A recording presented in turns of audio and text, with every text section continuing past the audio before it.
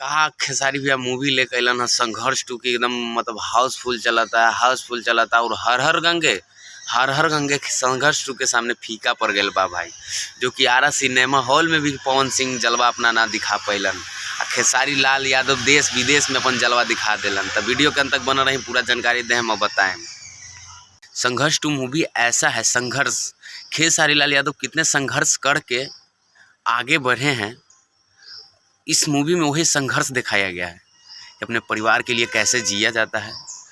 कितना मतलब एक भोजपुरी में हमारा हिसाब से लागेला भोजपुरी में हमारा हिसाब से लागेला कि ऐसा कोई मूवी आज तक ले इतना बड़ा बड़ा हीरो लोग रह गए, रवि किशन रह गए, मनोज भैया रह गए, निरहू रह गए, बहुत बड़े बड़े भोजपुरी में हीरो रह चुके हैं।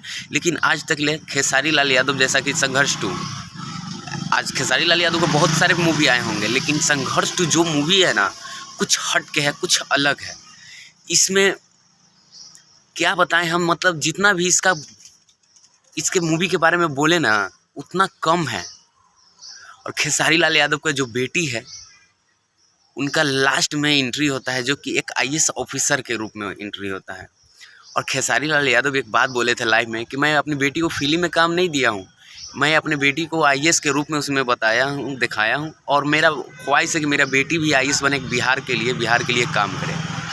दोस्तों एक बात है, लेकिन भोजपुरी में बहुत सारे हीरो हैं, लेकिन खेसारी लाल यादव जैसा आज तक ले कोई हीरो ना बना है ना बनेगा।